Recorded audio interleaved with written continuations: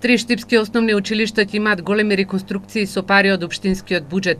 По долги години и реакции на родителите дека во текот на зимниот период учениците а и наставниците учеа во училниците со провев од старите прозорци, во текот на овие 2 месеца конечно ќе се промени старата училишна столарија. Прозорците таму се во една посериозна, состојба која што бара итно инвестирање и заменување.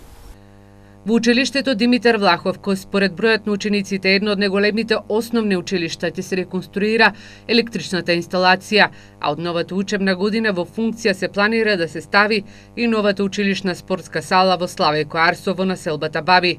Спортската сала се изгради со пари од државниот буџет. За таа намена, Општина Штип ќе инвестира во купувањето на парен котел, кој што е неопходен за поврзување и поврзување, ќе се изврши поврзување на парната инсталација која што е во спортската сала.